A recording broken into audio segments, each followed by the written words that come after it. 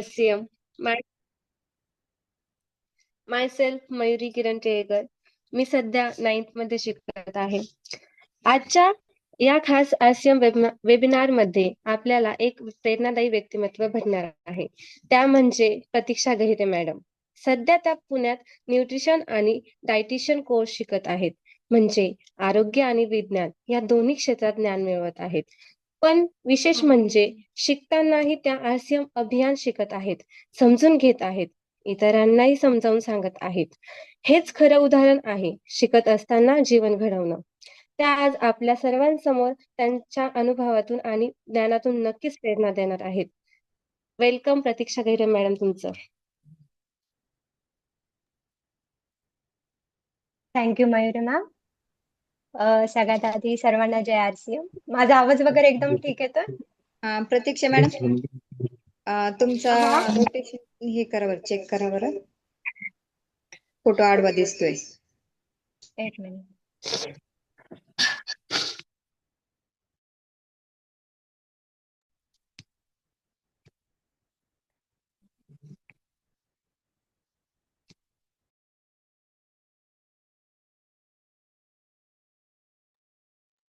Yes.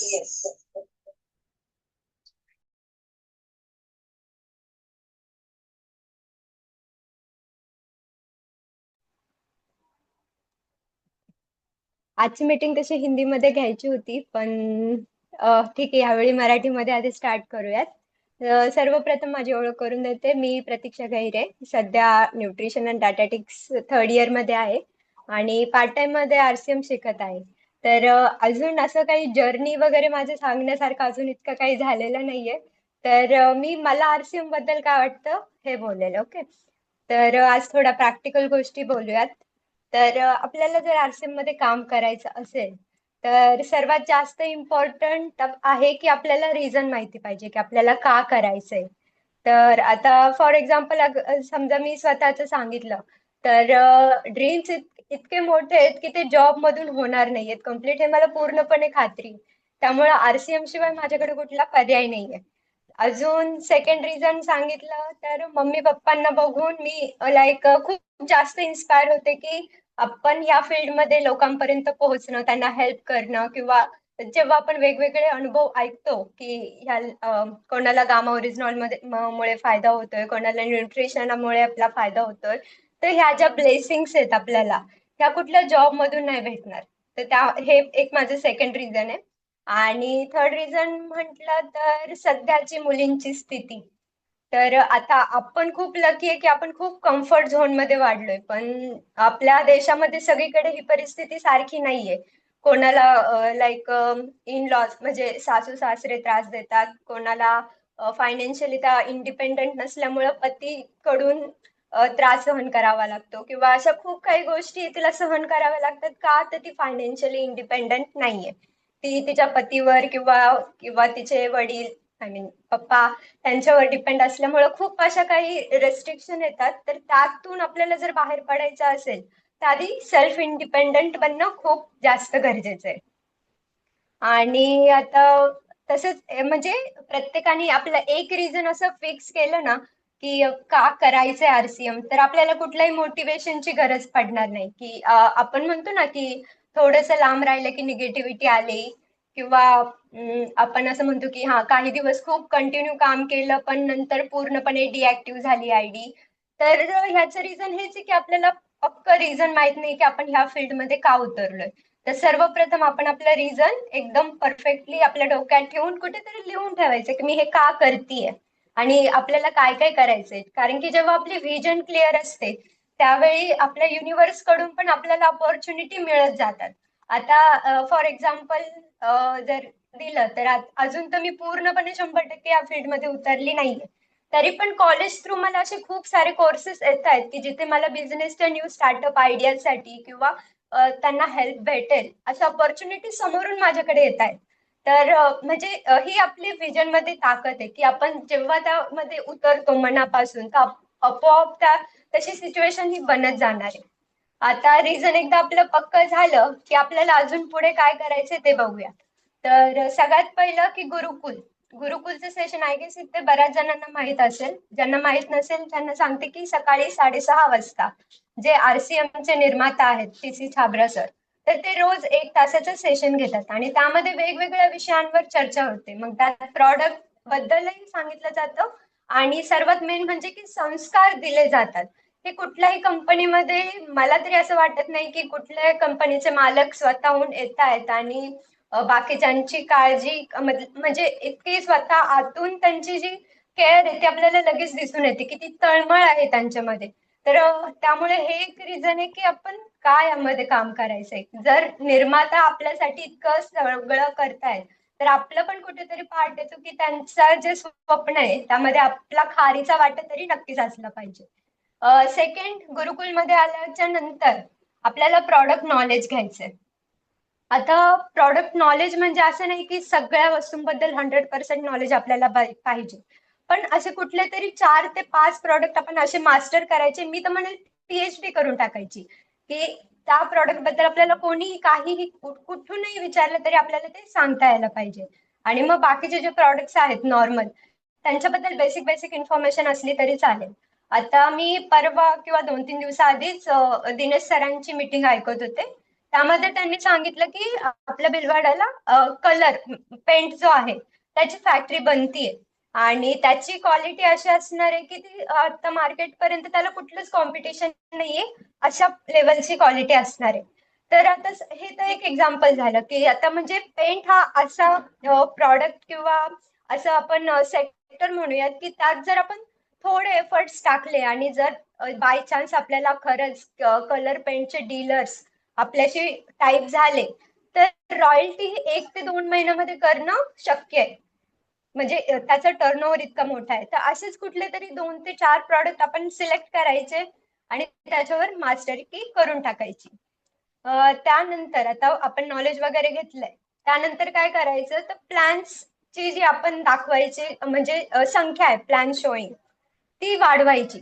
आता जितका आपण नकार जास्त ऐकणार तितकी आपली ग्रोथ फास्ट होणार आहे. हे तर सगळ्यांना आतापर्यंत समजलं असेल की जितके आणि सरांची पण सध्या त्याच्यावरच फोकस आहे की 30 मीटिंग्स नाही सॉरी 30 जॉईनिंग जे करतील त्यांचं सुद्धा सेलिब्रेशन होणार आहे. फक्त प्रपोजल नंबर हा आपला स्वतःचा असला पाहिजे. तर तेच जर आपण जास्तीत जास्त प्लॅन शोईंगची संख्या वाढवली तर नक्कीच जास्तीत जास्त लोक यामध्ये येणार आहेत. कारण की आपण जर 10 प्लॅन दाखवले तर चान्सेस आहे की 3 ते 4 लोक यामध्ये येतील. तेच आपण 20 प्लॅन दाखवले तर नक्कीच 7 ते 8 लोक येणार आहेत. आणि मेन म्हणजे प्लॅन दाखवताना हे एक मेन गोष्ट आपण लक्षात ठेवायची आहे की आपण स्वतः नाही ठरवायचं की तो हो बोलेल की नाही बोलेल. कारण की आपल्या मनात खूप वेळेस असं असतं की अरे ह्याला नको सांगायला हा तर तसाही करणार नाही किंवा ह्याला सांगूयात हा नक्की करेल. पण खूप वेळेस असं होतं की ज्याच्याकडून आपल्याला एक्सपेक्टेड नसतं की हा काहीतरी करेल तोच व्यक्ती खूप जास्त काहीतरी करतो आणि जी आपली खूप जवळची व्यक्ती असते की आपल्याला 100% गॅरंटी असते ही आपल्याला नाही बोलणारच नाही तर ते आपलं मन राखण्यासाठी जॉईन होतात. पण आपल्याला पाहिजे तसं रिस्पॉन्स त्यांच्याकडून भेटत नाही. त्यामुळे हे आपण स्वतः कधीच ठरवायचं नाही की तो समोरचा व्यक्ती जॉईन होईल नाही होईल काम करेल नाही करेल तो आपला पार्ट नाहीये. तो त्याचा पार्ट आहे की तो काय करणार आहे. आपला पार्ट हा आहे की आपण जास्तीत जास्त लोकांपर्यंत पोहोचायचंय. त्यानंतर आता हे नेटवर्क मार्केटिंग आहे. तर म्हणजे फक्त आपण स्वतः काम करून चालणार नाहीये तर डुप्लिकेशन आपल्या बिझनेसमध्ये झालं गेलं पाहिजे. तर म्हणजे असं नाही बोलत की मी तुम्हाला पहिल्या मंथ मध्ये 4-5 लोक असे भेटतील की ते सेम तुमच्यासारखं काम करतील. नाही, ही स्लो प्रोसेस आहे. पण जेव्हा आपण रिस्पॉन्सिबिलिटी डिस्ट्रीब्यूट करू आता फॉर एक्झाम्पल काय आता पुण्यामध्ये समजा हवेली नवी हवेली वगैरे आहे. तर त्या पॉइंट मध्ये जे काही डिस्ट्रीब्युटर्स आहेत तर त्यांचा फॉलोअप जे म्हणजे त्या पार्ट मध्ये जे राहतात ते त्यांच्याकडे रिस्पॉन्सिबिलिटी द्यायची. म्हणजेच आपण जसं जसं डिवाइड करत जाऊ तितकं जास्त आपल्या टीम मध्ये काम होणार आहे आणि जितकं जास्तीत जास्त फॉलोअप वगैरे आपण वाढवूयात तितकीच आपल्याला पॉझिटिव्ह रिस्पॉन्स येण्याची संख्या पण वाढणार आहे. त्यानंतर हे सगळं झालं की नॉलेज आपण घेतोय सगळं मीटिंग्स अटेंड करतोय मीटिंग्स घेतोय वगैरे हा सगळा पार्ट येतो 40% मध्ये. आणि 60% कधी आहे जेव्हा आपण फील्ड मध्ये ऑफलाईन वर्क करणार आहे. आणि अजून हा ठीक आहे. आणि त्यानंतर म्हणजे असं नाही की आपण एकदा नॉलेज घेतलं की ते स्टॉप, तसं नाही, ही ऑन गोइंग प्रोसेस आहे. सर कायम म्हणतात, जो सीखता रहता है वही आगे जीतता रहता है, राईट? जो सीखेगा वही जीतेगा. तर आपली ही प्रोसेस कधीच थांबली गेली नाही पाहिजे. आपण तुमचा आवाज जातो. सॉरी, आमच्या वॉर्डन आहेत, थोडा थोडा डिस्टर्बन्स असेल तर. तर आपण काय बोलत होते मी? काय बोलत होते सर जो मी? सीखेगा वही जीतेगा. हा, जो सीखेगा वही जीतेगा. तर आपलं नॉलेज घेणं कधीच थांबलं गेलं नाही पाहिजे. आणि आपण नॉलेज हे कोणाकडूनही घेऊ शकतो, मीटिंग्स मधून तर घेऊ शकतो, पण आपल्या आसपासच्या सराउंडिंग मधून सुद्धा आपण खूप काही भरपूर नॉलेज घेऊ शकतो. आता एक एक्झाम्पल सांगते, लास्ट मंथची गोष्ट आहे. तर मी एका शॉपमध्ये गेले होते, सामान घ्यायचं होतं. तर तिथे एक छोटा मुलगा होता. आय थिंक 2-4 वर्षाचा असेल तो, किंवा त्यापेक्षा थोडा मोठा असेल, 5-1 वर्षाचा. आणि त्याच्यासोबत त्याचे पप्पा होते. तर त्यांनी त्याला कॅडबरी घेऊन दिली. तर तो काय बोलला की दीदीसाठी कोण घेणार आहे, असं. म्हणजे तो त्याच्या पप्पांना विचारत होता की दीदीसाठी कोण घेणार आहे. तर त्याचे पप्पा असेच मजेत बोलले की नाही, तुला काय करायचंय, तिला तर नाही घेणार, तू तुझं खाऊन घे.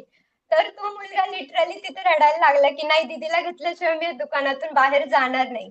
म्हणजे तो इतका लहान असून सुद्धा त्याला आसपासच्या लोकांची इतकी कदर आहे. तर ही आपली आरसीएम सुद्धा फॅमिलीच आहे. तर आपण पण एकमेकांसाठी तितकीच केअर वगैरे दाखवली गेली पाहिजे. कधीही कोणाबद्दल वाईट आपला तोंडून गेलं नाही पाहिजे की हा असंच करतो, ही असंच करती, ती ऐकत नाही वगैरे. हे असे वर्ड्स आहेत ना, ते फील्डमध्ये निगेटिव्हिटी तयार करतात. त्यामुळं कधीच आपण आपल्या तोंडातून असे शब्द वगैरे.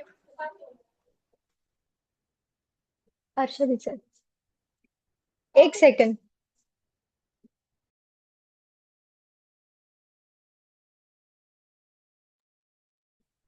सॉरी, हॉस्टेलमध्ये असलं की थोडा प्रॉब्लेम येतो. तर कंटिन्यू करूयात. तर म्हणजे मी तेच सांगत होते की आपल्याला आसपासच्या लोकांची कदर असली पाहिजे आणि आपल्या तोंडातून कोणाबद्दलही वाईट शब्द गेले नाही पाहिजे. मग ते क्रॉस लाईन असू, अपलाईन असू, डाऊनलाईन असू, फरक नाही पडत, किंवा अनोळखी व्यक्ती असू. आपण कोणाला जज करायचं नाही. आता जज करायचं नाही, यावरून मला एक आठवलं की लास्ट वीकची गोष्ट आहे की आमच्या रूम मध्ये म्हणजे मावशी ज्या झाडायला आणि पुसायला येतात, तर त्या 2-3 दिवस आल्या नव्हत्या. तर मग नंतर आता काल येत्या येऊन गेल्या. तर त्या असंच बोलता बोलता बोलून गेल्या की त्यांच्याकडे खूप ओव्हरलोड झालाय. ऑलमोस्ट किती त्यांच्याकडे 50 ते 60 रूम्स झाडण्यासाठी आहेत सध्या. तर ऑलमोस्ट दुप्पट त्यांचं काम झालंय, का तर दुसऱ्या मावशी अब्सेंट आहेत. आणि त्यांच्या घरी म्हणजे हे पण सांगत होते की त्यांच्या घरी कोणी मेल नाहीये, म्हणजे त्या स्वतः सगळं हँडल करतायत. आणि हे सगळे लोक त्यांना ओव्हरवर्क वगैरे करायला लावतायत वगैरे.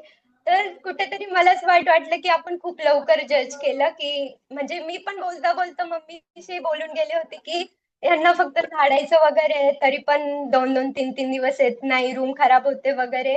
तर तिथं मी स्वतः पण करू शकले असते. पण आपण जे आहे ना, असं पटकन कोणाला पण जज करून जातो, तर ते आपल्याकडून नाही व्हायला पाहिजे. कारण की आपल्याला समोरच्याची सिच्युएशन माहित नाहीये. त्यानंतर अजून सांगायचं झालं तर आता सध्या रथयात्रा वगैरे झाली, तर सगळीकडे आरसीएमचा माहोल तयार झालेला आहे. आणि हा एकदम गोल्डन पिरियड आहे, कारण की त्या दिवशी दिनेश सरच बोलता बोलता बोलले की आतापासूनचा नारा काय आहे, बनो डायमंड बनाओ डायमंड सन 2030 तक. म्हणजे हे येणारे 5 वर्ष, 5 ते 6 वर्ष आपल्यासाठी इतका गोल्डन पिरियड आहे की सगळं आपल्याला एकदम टाइम टू टाइम भेटलेलं आहे, की नवीन नवीन सेलिब्रेशन्स येत आहेत. वेगवेगळ्या आपल्या कन्सिस्टन्सी प्लॅन वगैरे सगळं काही आहे. तर आपल्याला जास्तीत जास्त लोकांपर्यंत पोहोचण्याची ही खूप जास्त सुवर्ण संधी आहे. तर आणि मेन म्हणजे आपण सर्वजण, आता मी तर थोडी यंग आहे, बट मोस्ट ऑफ दी इथे जे आहेत ते 40 ते 50 एजच्या मध्ये आहेत. तर आपण सर्वजण एन्जॉय कधी करणार आहे? 80-90 वर्षाचे झाल्यावर तर एन्जॉय करणार नाहीये. आपल्याला 60, 65, 70, 75 पर्यंत एन्जॉय करता येणार आहे. तर आपल्याला जर एन्जॉय करायचं असेल तर त्याआधी काम करणं आपल्याला गरजेचं आहे. तर त्यामुळे म्हणते की हा एकदम गोल्डन पिरियड आहे आणि आपल्याला जास्तीत जास्त याचा फायदा घ्यायचा आहे. आणि बरेचसे आता इथे सिनियर लोक आहेत, तर ते सर्वजण काम कोणासाठी करतायत, तर त्यांच्या नेक्स्ट जनरेशनसाठी वगैरे. ओके. इथे माझी सिच्युएशन थोडी वेगळी आहे. मला मम्मी पप्पांना थोडंसं प्राऊड फील करवायचंय, म्हणून मी या फील्डमध्ये उतरणार आहे. तरी पण माझं एक सजेशन असे राहील की तुम्ही सर्व मुलांसाठी करतायत वगैरे, हे खूप चांगली गोष्ट आहे. पण तुमच्या मुलांना पण तुमचं स्ट्रगल किंवा तुम्ही काय काय करताय हे बघू द्यात, त्यांना समजू द्यात. कारण की जर तुम्हाला तुमच्या मुलांच्या फ्युचरची इतकी काळजी आहे, तर त्यांना स्वतःला पण कुठेतरी काळजी असायला पाहिजे. असं नाही की ते तुम्ही सर्व काम करतायत आणि मुलं एकदम रिलॅक्स चिल करतायत. तर असं नाही, त्यांना पण छोटे छोटे कामं द्यायचे. लाईक आता जॉईनिंगचं इझी आहे, तुम्हाला येते, एकदा स्वतः शिकून झालं की तुम्ही मुलांनाही सांगू शकता की जॉईनिंग टाक, हे प्रॉडक्ट्स इथे लाव, अरे त्याचं ते तेवढं बघ बरं बिलिंगचं. असे छोटे छोटे गोष्टी तुम्ही त्यांना सांगू शकतात. म्हणजे त्यांना हळूहळू जेव्हा तुम्ही इन्व्हॉल्व करताल, तेव्हा ते हळूहळू शिकत जातील. आणि जोपर्यंत ते मोठे होतील, मोठे म्हणजे माझ्या वयाचे होतील किंवा माझ्यापेक्षा थोडे मोठे देखील असतील, तोपर्यंत मग त्यांना मॅच्युरिटी येईल की आपल्याला आरसीएम का करायचंय. कारण की आता माझं स्वतःचं एक्झाम्पल झालं, तर मी लहानपणापासून आरसीएमचं वातावरण बघतीये. त्यामुळे मला कुठेतरी असं वाटतं की मी थोडीशी बाकीच्यांपेक्षा लवकर ऍक्टिव्ह होणार आहे यामध्ये. म्हणजे ऍक्टिव्ह तर मी ऑलरेडी झालेली आहे, पण फील्डमध्ये पण मी लवकरच एंटर करेल अशी माझी आहे. म्हणजे सध्या प्लॅनिंग चालू आहे. तर तुमच्या मुलांना देखील यामध्ये इन्व्हॉल्व करा, त्यांना समजू द्या, त्यांच्या फ्युचर बद्दल त्यांना पण थोडी काळजी करू द्या. कारण की जेव्हा ते स्वतःच्या फ्युचर बद्दल काळजी करतील, तेव्हा ते स्वतःहून काहीतरी तळमळीने करण्याचा प्रयत्न करतील. आणि अन्यथा जर रेडीमेड त्यांना सगळं भेटत असेल, तर त्याची किंमत कधीच नसते. जे रेडीमेड आपल्याला भेटतं त्याचं कधीच आपल्याला कौतुकही नसतं किंवा मग किंमतही नसते, आणि ते सांभाळता येत नाही. त्यामुळे हळूहळू नेक्स्ट जनरेशनला पण इन्व्हॉल्व करा. आणि सगळ्यात मेन गोष्ट ही असते सर्व पॅरेंट्सची, की मुलं वाईट संगतीला जाऊ नये. हा खूप काय म्हणतात, खूप मोठा प्रॉब्लेम आहे की प्रत्येकाला कुठे ना कुठे काळजी असते की या आता माझी मुलगी मोठी होतीये, माझा मुलगा मोठा होतोय, की वाईट संगतीला जाऊ नये. आणि बऱ्याच वेळेस असं पण असतं की ज्यांचे पॅरेंट्स खूप जास्त काळजी करतात, ते स्वतः मुलंच वाईट संगत असतात की ज्यांच्यापासून बाकीच्यांना धोका असतो.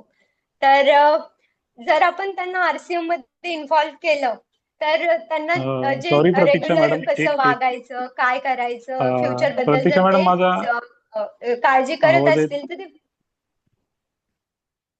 सॉरी, आवाज येतोय मी ना मध्ये माझा?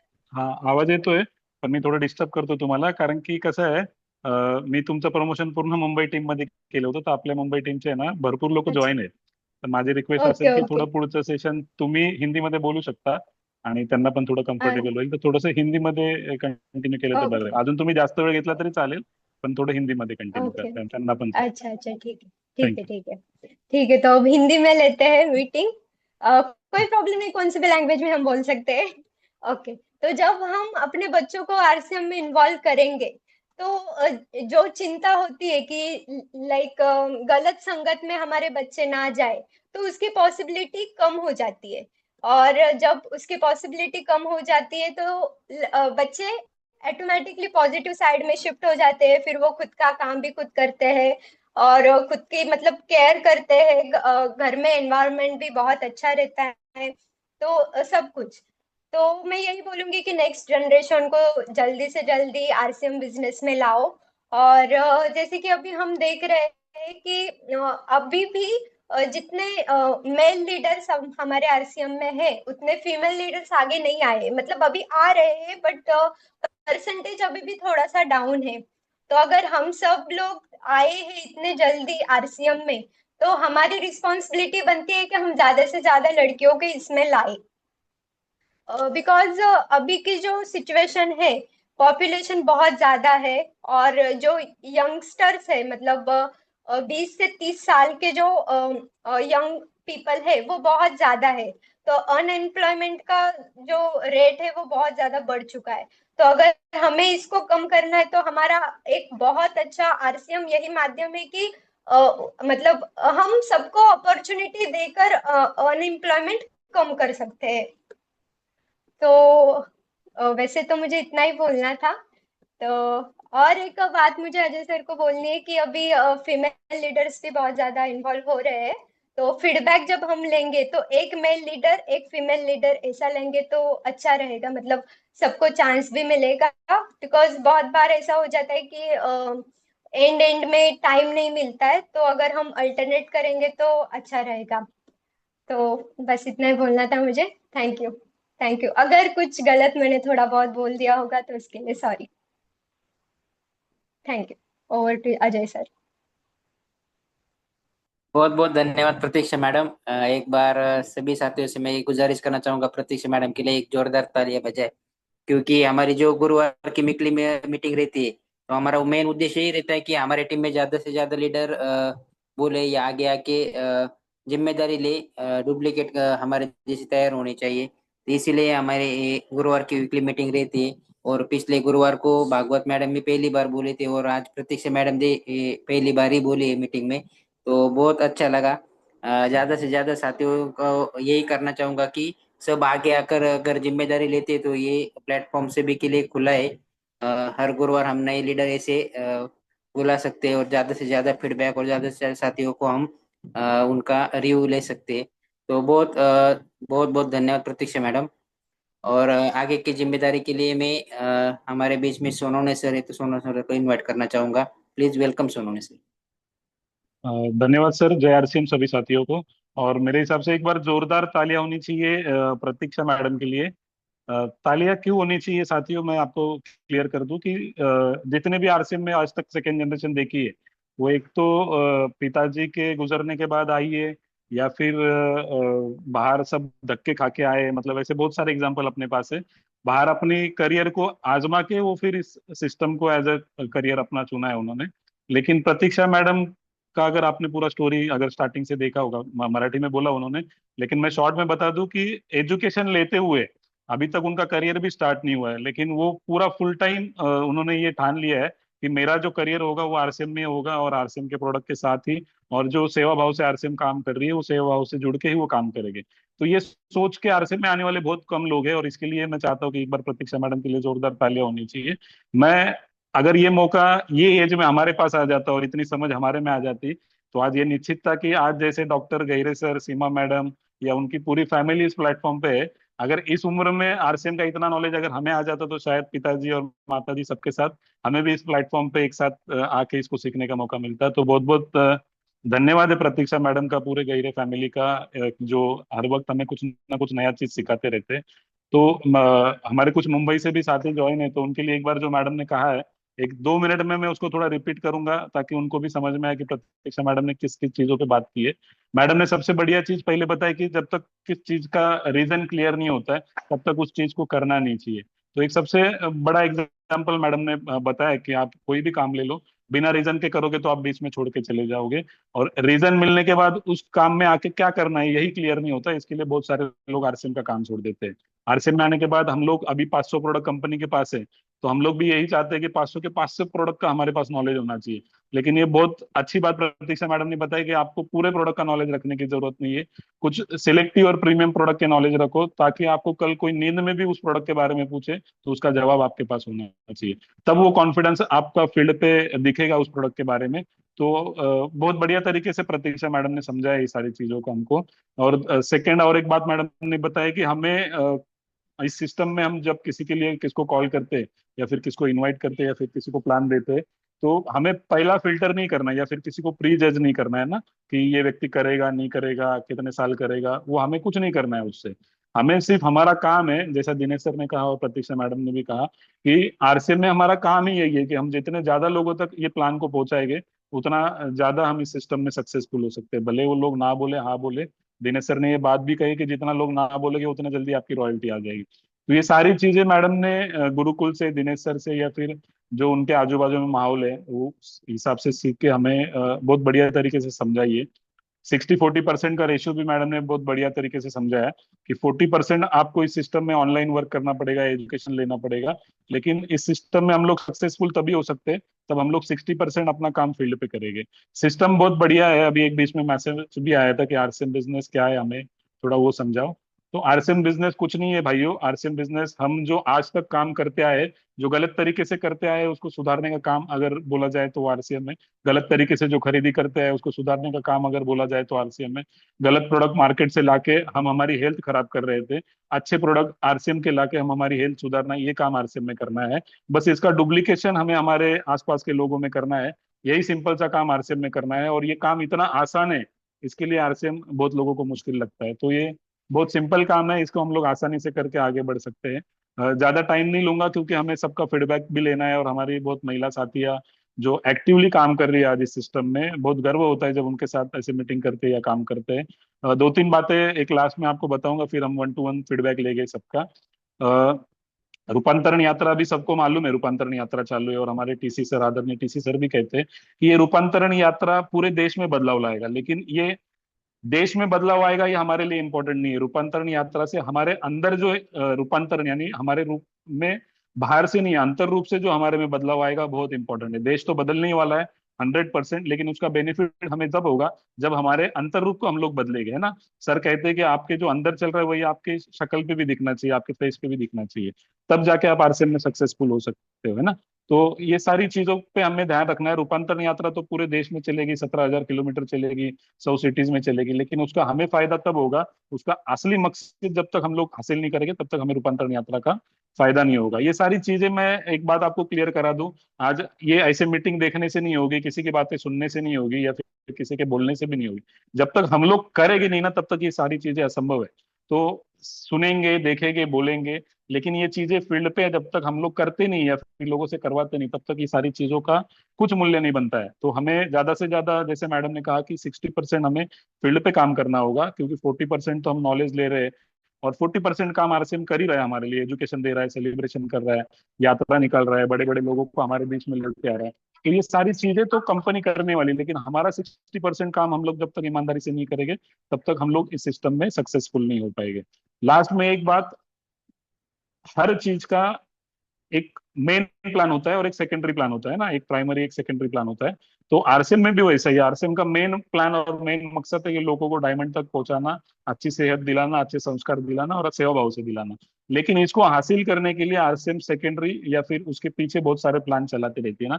जैसा एग्जांपल ले लो, अभी ये रूपांतरण यात्रा चालू है, तो ये सेकेंडरी प्लान है कंपनी का। ये एक यात्रा है आपको डायमंड तक लेके जाने की, लेकिन मकसद कंपनी का कहाँ पे, आपको डायमंड लेके जाना है। तो ये सेकेंडरी प्लान है, रूपांतरण यात्रा हो गया, कंसिस्टेंसी प्लान हो गया, या फिर आपको जो कमीशन दिए जा रहे हैं वो हो गए, जो बोनस दिए जा रहे हैं वो सारी चीजें सेकेंडरी है। आपका प्राइमरी प्लान है जो आपको डायमंड बनना है, उसको हासिल करने के लिए सेकेंडरी प्लान पे आपको बहुत सारा काम करना पड़ेगा। वैसे ही हमें अगर जनवरी तक हमको रॉयल्टी लेनी है, तो हमारा मेन टारगेट, मेन प्लान का है हमारा रॉयल्टी या टेक्निकल जैसी इनकम हमें चाहिए, और वो भी अच्छे काम करके और अच्छी सेवा भाव से चाहिए। तो हमें जो आदरणीय कोठारी सर ने हमें हमारे लिए जो सेकेंडरी प्लान डिजाइन किया है, या फिर अन्ना साहिब गहरे, या फिर हमारी पूरी टीम ने मिलकर जो शिरडी का प्लान, सेकेंडरी प्लान जिसको बोल सकते हैं, इन सेकेंडरी प्लान पे हम जब बढ़िया तरीके से काम करेंगे तो ऑटोमेटिक जनवरी में हमारा जो मेन प्लान है, हमें जो मेन टारगेट है वो ऑटोमेटिक हासिल होने वाला है। तो हमें ज्यादा से ज्यादा लोगों के बीच में कोठारी सर के जो सेलिब्रेशन का जो सर ने सेकेंडरी प्लान बोल सकते हैं उसको जो डिजाइन किया, उसके ऊपर काम करना है। हमारा जो शिरडी वाला प्लान है दिसंबर वाला, उसके ऊपर काम करना है। तो ऑटोमेटिक हमारा जो जनवरी या फिर जनवरी फरवरी मार्च तक हम चाहते हैं कि बहुत सारे लोगों की रॉयल्टी हमारी टीम में से निकले और हमारे साथियों की निकले। तो हम सबको मिलकर फील्ड पे इस तरीके से काम करना पड़ेगा। और एक बार मैं चाहूंगा कि एक बार फिर से प्रतीक्षा मैडम के लिए जोरदार तालियां होनी चाहिए। जल्दी ही मैडम का प्रोग्राम हम लोग बड़े लेवल पे ले गए। ये प्रोग्राम तो हमने आज मुंबई में प्रमोट किया था, तो भी इतना बढ़िया रिजल्ट है। देखेंगे कि बढ़िया साथी हमारे बीच में 37-38 साथी ज्वाइन हुए थे।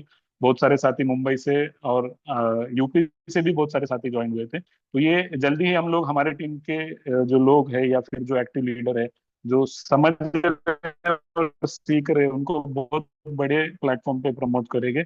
तो बहुत बहुत शुक्रिया आप सबका कि आपने टाइम दिया और प्रतीक्षा मैडम ने हमें टाइम दिया। मैं हैंड ओवर करना चाहूंगा फिर से अजय मैडम को कि 1 to 1 हम सबका फीडबैक लेंगे, शिरडी और कोठारी सर के प्लान के ऊपर हमें कैसे काम करना है, और प्रतीक्षा मैडम का आज का जो उनका प्रेजेंटेशन था हमें कैसे लगा। हैंड ओवर टू अजय गहरे सर। थैंक यू सर, बहुत बहुत धन्यवाद। उसके बाद जैसे प्रतीक्षा मैडम ने बोला एक मेल और फीमेल लेंगे, तो उसी हिसाब से मैं अभी हमारे बीच में नांदगांव से वर्षा आडवा मैडम है, तो मैडम को अनम्यूट का ऑप्शन दे रहा हूँ। Please welcome madam. जबरदस्त प्रतीक्षा मैम। मेरे तो बहुत दिनों से इच्छा थी कि आपका सेशन बहुत ही जबरदस्त होगा ऐसा। और मैं बहुत एक महीने से मतलब पीछे लगी थी आपके कि प्रतीक्षा मैम का सेशन लेना ही लेना है। और आज मैं देखते ही रह गई आपके सेशन, इतने मतलब आंखें फाड़ के देख रही थी और एकदम कान लगा के पूरा मतलब तन मन लगा के आपको सुन रही थी। और इतना मतलब आज तक मतलब जो बड़े बड़े कोर लीडर भी जा मतलब स्टेज पे सेशन देते हैं ना, उनसे भी मतलब मैं ऐसा नहीं कहूंगी कि वो कम है। बट आपकी उम्र के हिसाब से और आप पढ़ाई करते हो। अभी कल परसों मैडम को मैंने बोला था, मतलब 2-4 दिन हुए तो कि प्रतीक्षा मैम को बोलेंगे मैम आपकी वो सेशन लेंगे कि तो मैडम ने बोला कि नहीं मैम, उनकी तो एग्जाम चालू है पर मैं उनको पूछती। बट मैं फिर भी आपने इतनी बढ़िया से मतलब एग्जाम चालू है, पढ़ाई भी चालू है, फिर भी आपने जो सेशन लिया मैं तो देखती रह गई। और बहुत बहुत बहुत जबरदस्त। आप कैसे मतलब किस तरह से बताऊँ मुझे, मतलब क्या बताऊँ वो सोच रही मैं तो। बट बहुत प्राउड प्राउड फील हो रहा है। और ऐसा लग रहा है कि आज आपने दूध का दूध और पानी का पानी कर दिए। इस बिजनेस में किस तरह से क्या सिस्टम से कैसे करना है सारी चीजें एकदम इतनी साफ साफ मतलब बता दी कि बस कोई ऐसा सारे रीजंस एकदम क्लियर कर दिए। So very good, very nice. मैं तो फिर से सबको कहूंगी कि प्रतीक्षा मैम के लिए सचमुच जोर से जोरदार तालियां होनी चाहिए। और वैसे ही इस तरीके से ही नए नए लीडर हम आगे लाएंगे। जैसे कि अभी मयूरी मैम है, मयूरी तिलेकर मैम है। इस तरह से अगर हमारी ऐसी युवा पीढ़ी अगर आगे आकर इस तरह से आरसीएम में इन्वॉल्व होगी तो बहुत गर्व की बात है। बहुत ही जानदार शानदार आज का सेशन रहा। और मैं मुझे बोलने का मौका दिया सर, सो थैंक यू। जय आरसीएम सर। बहुत बहुत धन्यवाद मैडम। उसके बाद में पुणे से एक डायनेमिक लीडर जिनका काम हमें फील्ड पे दिखता है, वो बेदरे सर हमारे बीच में है। तो मैं डॉक्टर बेदरे सर को यहाँ पे इनवाइट करना चाहूंगा। Please welcome Bedre sir.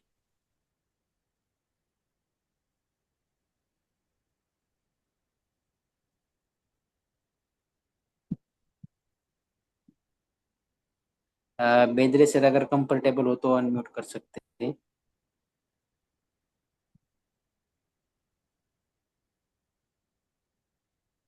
कोई बात नहीं, सर को बाद में ले लेंगे। हमारे बीच में मंगलवेढा से महादेव बामने सर है। तो मैं बामने सर को एक बार इनवाइट करना चाहूंगा। Please welcome Bamne sir.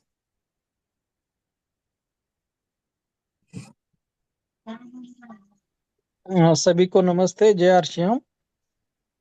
Madam ने जय। पहली बार बहुत ही अच्छा प्रेजेंटेशन किया है, इसलिए उनका भी धन्यवाद। और आरसीएम में अभी हम भी पिछले 2 महीने से चालू किए हैं।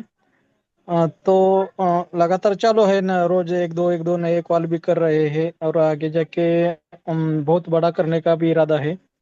तो इसलिए आप सभी गहरे सर का, हरी सर का और सोनोने सर का भी सपोर्ट हमें चाहिए और मिलता रहेगा, यही हमें उम्मीद करते हैं। और लगे रहेंगे आगे। और पहली बार मैडम ने बोला तो बहुत अच्छा किया प्रेजेंटेशन, उसके लिए धन्यवाद। Thank you sir. धन्यवाद सर, बहुत बहुत धन्यवाद। सर भी पहली बार मीटिंग में बोले हैं तो सर के लिए भी एक बार शानदार तालियां।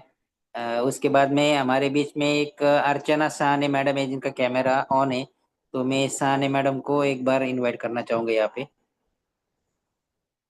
Welcome madam.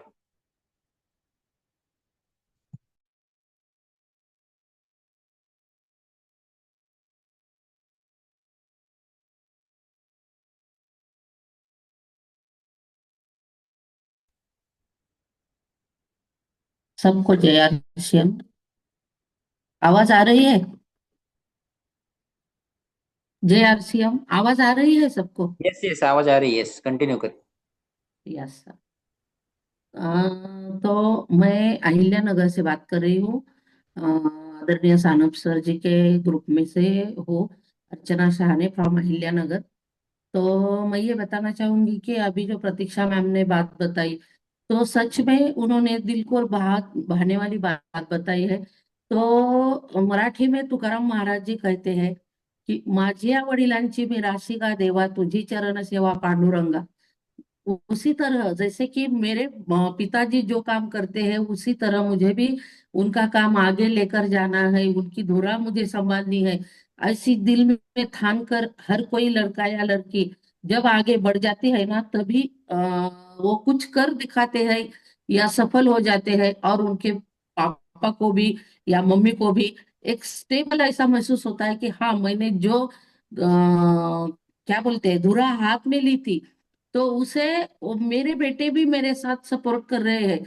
अगर किसी का देखो, अगर छोटे बच्चे होते हैं तो उनके पीठ पर हम शाबाशी लगाते हैं जब वो कुछ अच्छा काम कर लेते हैं।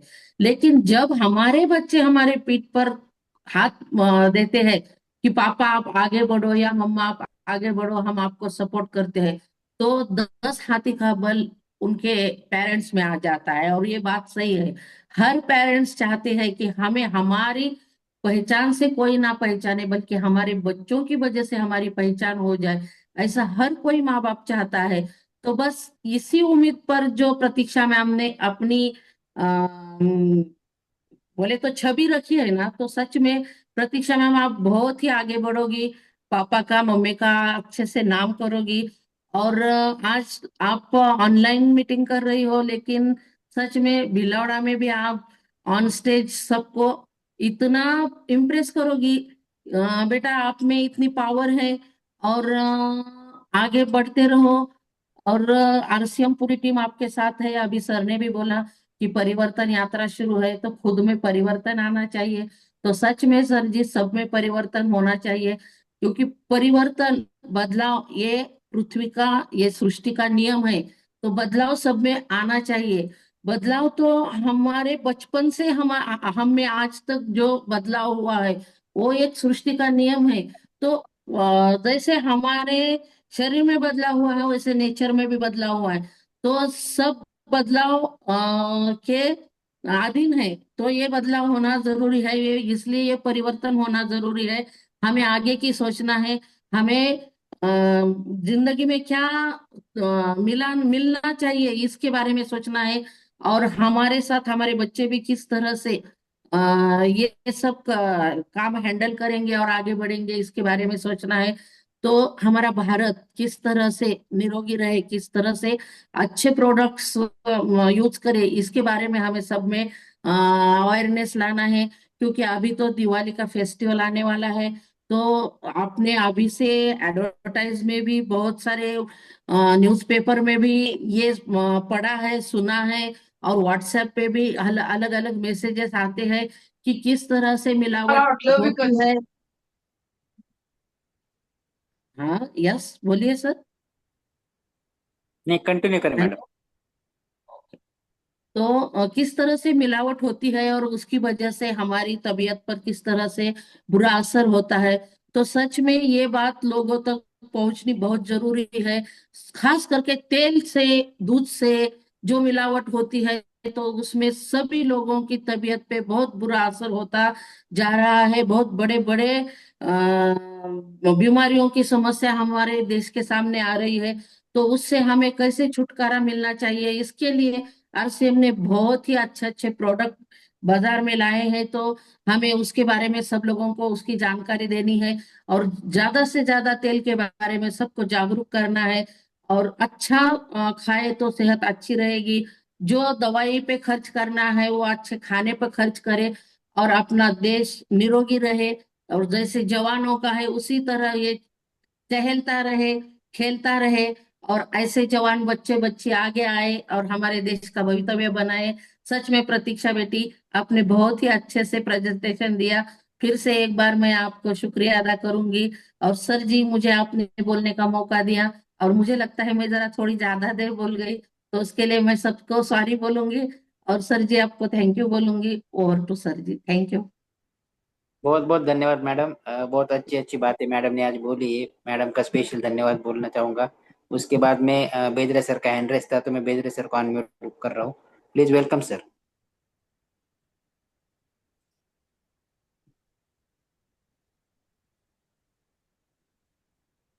Yes doctor Dattatreya Bedre sir, welcome.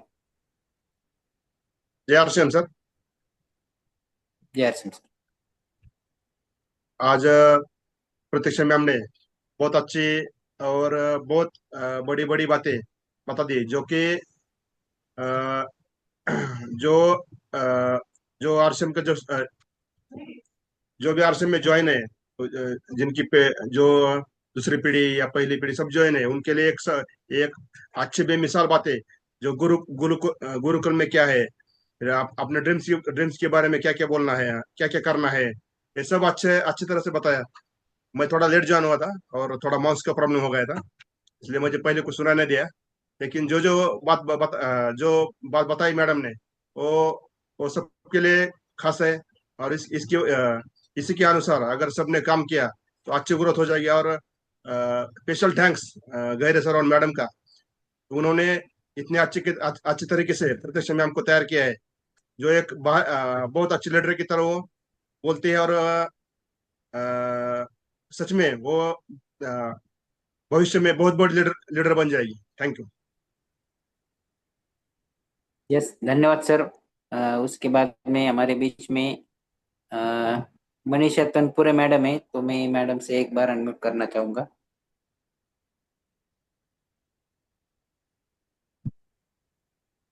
Manisha madam को अनम्यूट का ऑप्शन दे दिए है।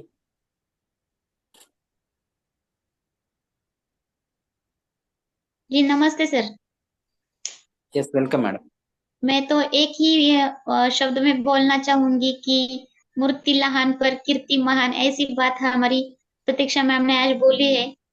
और मराठी में वो एक वर्ड है ना कि छोटा मुंह बड़ी बात, जो बड़े बड़े लोगों के मुंह से भी नहीं सुना नहीं था, वो सारी बातें आज प्रतीक्षा मैम ने इतनी कम उम्र में सुना दी। तो बहुत बहुत धन्यवाद मैडम का। Thank you.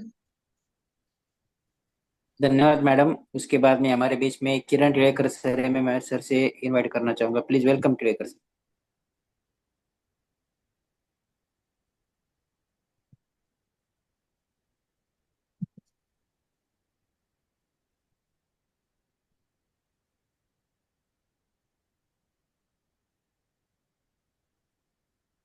Hello. Yes welcome sir. आवाज आ रही है सर मेरे? Yes yes. नमस्कार सभी अपलाइन और लैपलाइन को। आज का सेशन सच में एनर्जी और एक्सपीरियंस से भरपूर था।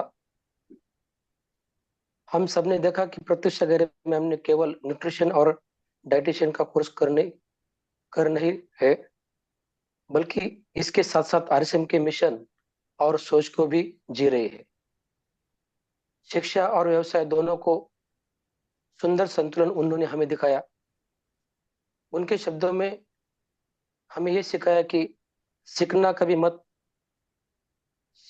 बंद मत करो और बढ़ना कभी रुकना मत दो।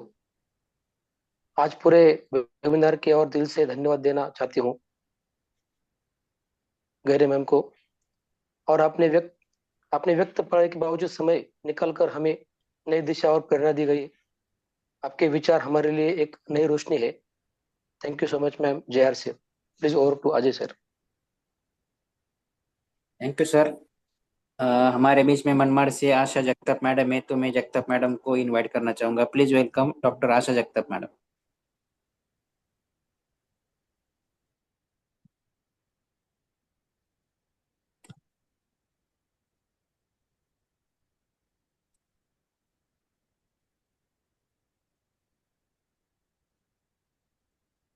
जगताप मैडम अगर कंफर्टेबल हो तो आप अनम्यूट कर सकते हैं।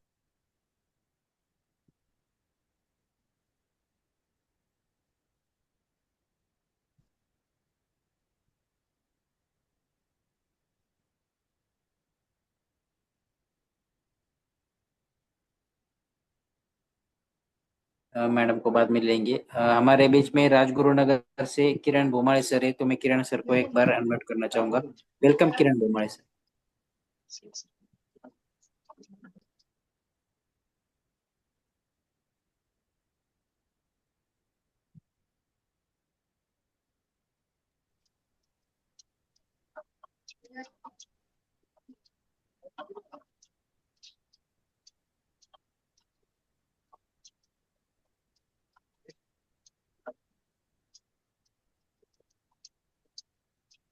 किरण सर आवाज आ रही है?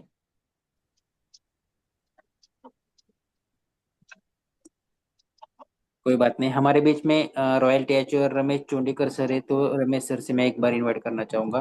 Please welcome doctor Ramesh sir.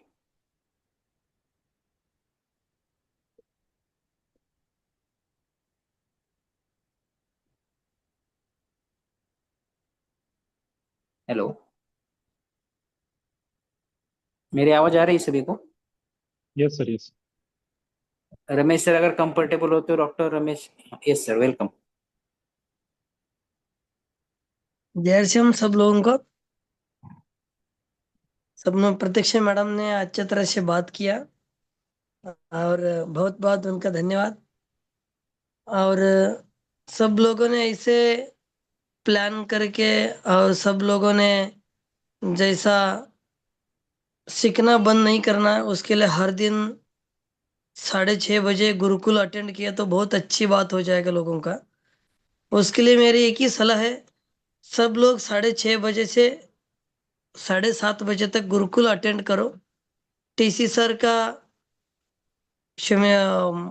मार्गदर्शन चलता है, मार्गदर्शन के नीचे तुम्हारे लाइफ में चेंजेस आ सकता है, बिजनेस में भी चेंजेस आ सकता है।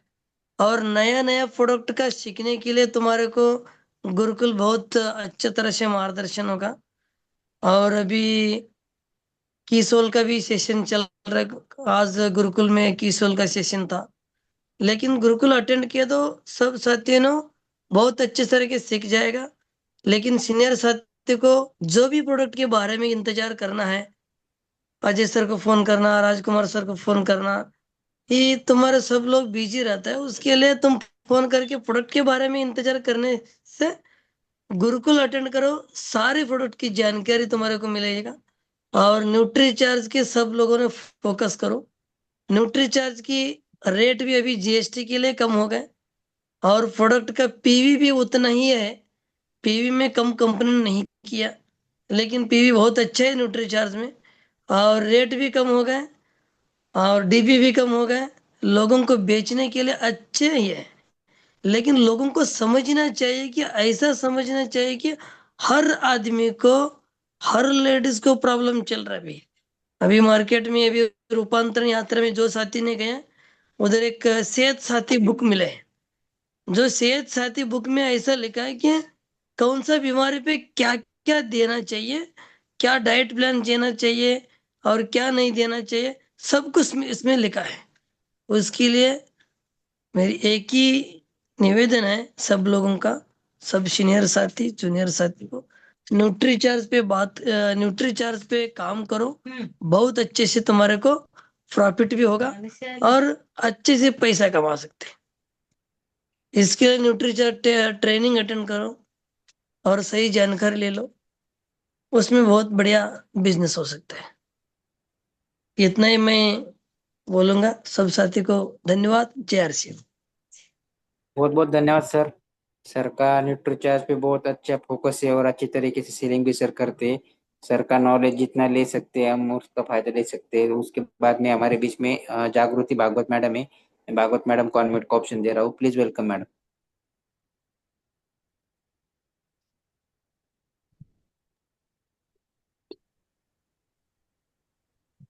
जय सीएम सभी को। हेलो, मेरी आवाज आ रही सर? यस यस यस, जय सिंह आवाज आ रही। हाँ बिल्कुल सर, आज का सेशन काफी अच्छा रहा। आज का जो मैम ने हमारे प्रतीक्षा मैम का आज का जो सेशन रहा वो काफी मतलब पावरफुल बुलेट, और क्या कहेंगे उनके लिए, क्योंकि उनका एज जो है उस हिसाब से अगर सोचेंगे तो मतलब उनके लिए मेरे पास शब्द नहीं है। इतनी अच्छी उन्होंने कॉन्फिडेंटली इतनी अच्छी मतलब इंफॉर्मेशन हम लोगों को दी है। और उन्होंने जो बताया गुरुकुल अटेंड करना, क्योंकि उसमें काफी सारी चीजें सिखाई जाती है। हम पेरेंट्स लोग तो ये बात सोचते ही है कि पता नहीं हमारे आगे की जनरेशन क्या करेंगी, बच्चे क्या करेंगे, उनमें संस्कार कैसे आएंगे। ये बहुत काफी इम्पोर्टेंट बात है कि अगर बच्चे भी इसमें इन्वॉल्व होंगे, थोड़ा थोड़ा गुरुकुल सेशन भी अटेंड करेंगे, तो सच में आरसीएम में आएंगे बच्चे तो उनको संस्कार मिलेंगे। ये बात मतलब दिल को छू जाने वाली है, क्योंकि हमें जो भी करना है वो आगे की जनरेशन के लिए है। हम वो बच्चों का ही टेंशन सबसे ज्यादा लेते हैं ना, उस हिसाब से सच में ये बात काफी इम्पोर्टेंट है कि बच्चों को इन्वॉल्व करना है इस बिजनेस में। उसकी वजह से बच्चे भी मतलब संस्कारी भी बनेंगे और बिजनेस भी सीखेंगे। ठीक है, धन्यवाद सर, मुझे बोलने के लिए दिया मौका दिया। बहुत थैंक यू बहुत अजय धन्यवाद गहिरे मैडम। सर। जैसे आपने बोला कि संस्कार बहुत बढ़िया है, तो उसी हिसाब से अगर आरसीएम में हमें बड़ा काम करना है तो सेवा, स्वास्थ्य और संस्कार के बिना हम इसमें बड़ा काम नहीं कर सकते। वो हमारा उद्देश्य और रूपांतरण यात्रा का टैगलाइन भी है। तो इसके बाद में हमारे star pin achiever Mahesh Gahire sir हमारे बीच में है, तो मैं महेश सर से एक बार अनम्यूट करके यहाँ पे अपना रिव्यू चाहूंगा। Please welcome Mahesh Gahire sir.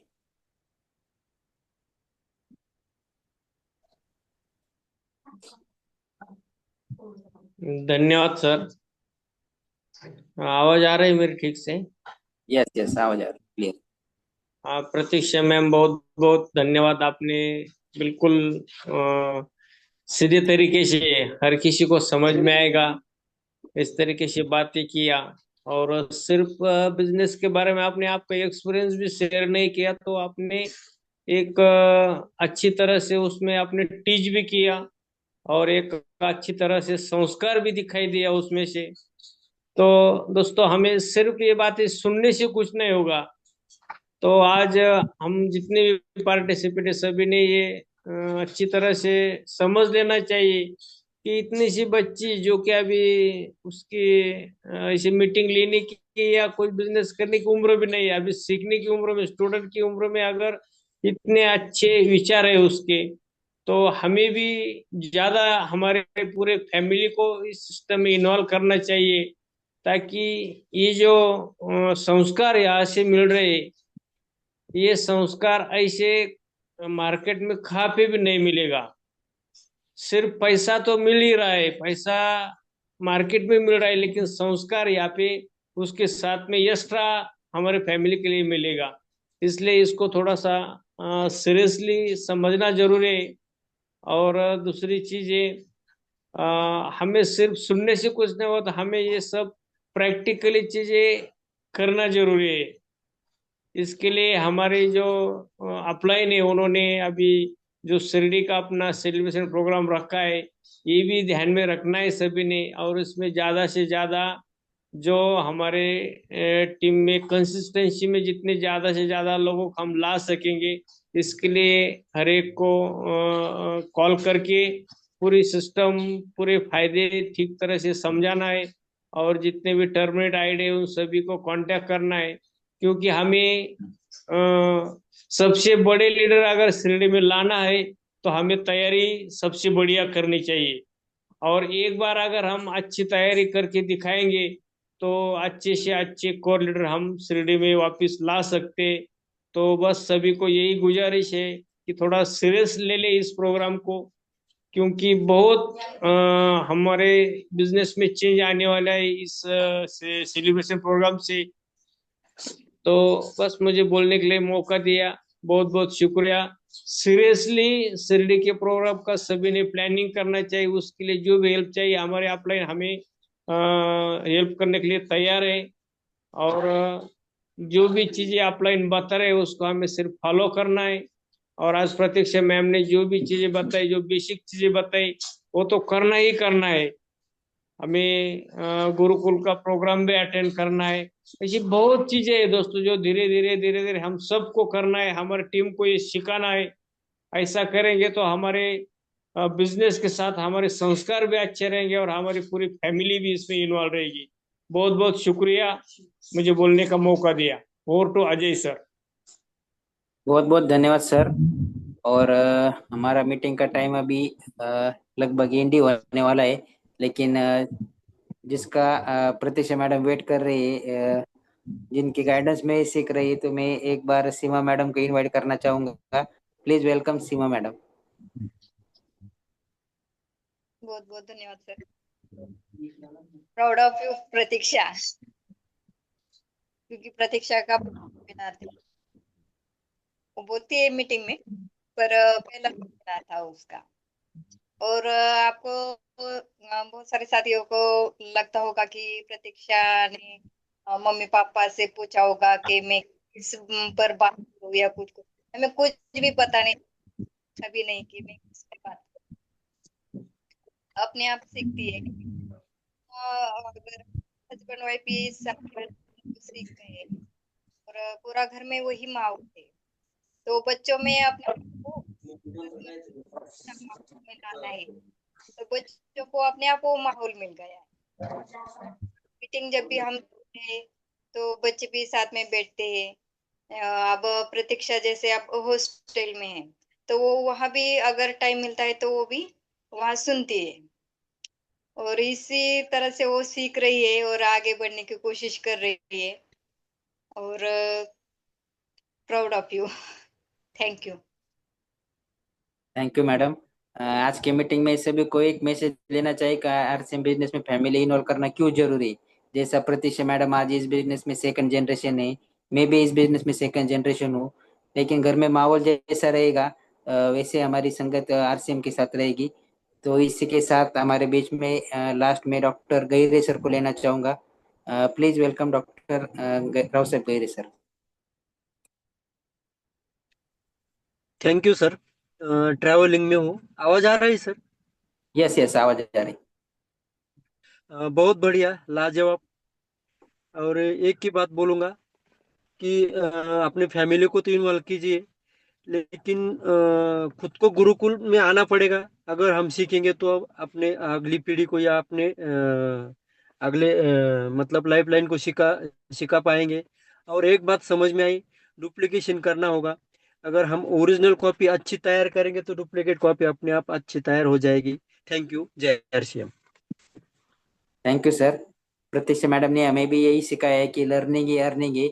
जिस तरह से लर्निंग करके हम हवाई जहाज भी उड़ा सकते हैं, लेकिन बिना लर्निंग के हम साइकिल भी नहीं चला सकते। उसके लिए लर्निंग मोड में आना पड़ेगा। सभी बातें जो अभी बताई गई है मीटिंग में, क्या क्या सीखना है, कैसा करना है, अगर 100% फॉलो करेंगे तो 100% रिजल्ट भी आएंगे, अचीवमेंट भी आएगी, पिन भी नहीं होगी और इनकम भी ज्यादा से ज्यादा आएगी।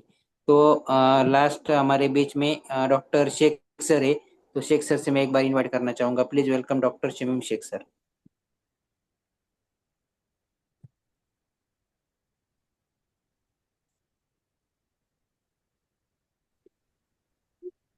धन्यवाद सर। आपका आवाज आ रही है मेरी? यस यस, आवाज क्लियर है। हम जी आज राव साहब गहरे और हम साथ में थे फील्ड में। तो जब तक अभी 15 मिनट बाकी थे सेमिनार शुरू होने को, तो फिर जब डॉक्टर गहरे ने को याद आ गया कि वो यार अपने को पूछना है प्रतीक्षा को कि ये क्या क्या प्रिपरेशन उसने किया है। तो जो फोन लगाया वहां पे, तो प्रतीक्षा बोली मैं सब रेडी हूँ, मैं सबने प्रिपेयर किया है। मेरे को शुरू में कुछ वक्त तो सुनने मिला और लास्ट में मैं ज्वाइन हो गया फिर से, नेटवर्क के प्रॉब्लम की वजह से। लेकिन जो शुरू का भी स्टार्टिंग उनका था, इतना कॉन्फिडेंट था, लगता नहीं था कि ये स्टूडेंट है या स्टूडेंट कोई बात कर रहा है। जैसा कोई एक मैच्योर अभियान का जो क्रांतिकारी लीडर है वो बात कर रहा है, ऐसे लग रहा था। और डेफिनेटली हमारा फ्यूचर डायमंड लेडी है हमारी, डेफिनेटली हम ये कह सकते हैं। और बहुत अच्छा वेबिनार रहा और रियली अप्रिशिएबल और बहुत अच्छा रहा। मैं एक बार फिर उसका धन्यवाद उनको प्रतीक्षा को देना चाहूंगा, और धन्यवाद देकर उनको फिर और कॉन्ग्रेचुलेशन करना चाहूंगा एक अच्छा वेबिनार देने के लिए। धन्यवाद सर। बहुत बहुत धन्यवाद सर। टाइम भी लगभग हो चुका है, लेकिन वर्षा मैडम के मैसेज आए कि एक बार जगताप मैडम को इनवाइट करें। तो जगताप मैडम अगर कंफर्टेबल हो तो please welcome Asha Jagtap madam.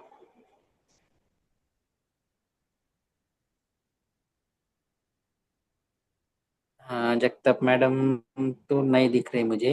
तो कोई बात नहीं। जिस महेश सर ने जिसका जिक्र किया था कि शिरडी सेलिब्रेशन प्रोग्राम का, उसके ऊपर हम 2 दिन बाद एक ओपनर एंड अबव की एक मीटिंग लेंगे, जो मीटिंग ही लेंगे, उस पर डिस्कशन करेंगे और कैसा प्लानिंग करना है क्या उसमें बारे में चर्चा करेंगे। तो आज की मीटिंग का लास्ट रिव्यू देने के लिए मैं सोनोने सर को इन्वाइट करना चाहूंगा। उसके बाद आज की मीटिंग हम यहीं पे एंड करेंगे। तो लास्ट प्लीज वेलकम आदरणीय Rajkumar Sonone sir. Thank you sir, thank you, बहुत बहुत शुक्रिया सर, बहुत बहुत धन्यवाद आप सबका कि हम लोग इतने अच्छे टीम के साथ काम कर रहे हैं। मतलब हमें ऐसा मन में कुछ डाउट रखने की जरूरत नहीं कि आगे जाके हमारा फ्यूचर क्या होगा या फिर हमारे बच्चों का फ्यूचर क्या होगा। बहुत बढ़िया तरीके से, और यही मोमेंट चाहिए रहता है अपने माता पिता को अपने लाइफ में कि देखा रहेगा कि डॉक्टर गहिरे सर मीटिंग में थे और सीमा मैडम भी मीटिंग में थे, और सभी माँ बाप यही चाहते हैं कि हमारे बच्चों को उनके संस्कार के बारे में, उनके काम के बारे में सब हर जगह पे नवाजा जाए। तो बाद में मैडम का कोर्स भी खत्म होने के बाद उनको जो रिजल्ट पे पेपर पे मिलने वाला है वो तो बहुत दूर की बात है। लेकिन आज जो उनके लिए सब लोगों ने जो अच्छी बातें कही, इसी के लिए तो हमारे मम्मी पापा या फिर हम लोग सब काम कर रहे हैं। तो ये आरसीएम की ताकत है और ये आरसीएम के संस्कार है। मैं लास्ट में पहले भी मैंने ये चीजें बोलनी चाहिए थी, जो हमारे टीम में नए नए साथी, मतलब हमारे बच्चे अभी जैसा टिलेकर सर की बच्ची ने जैसा आज मयूरी मैम ने एंकरिंग की शुरुआत की तो बहुत बढ़िया लगा, और बहुत बड़ी तरीके से उन्होंने शुरुआत भी की आज प्रोग्राम की।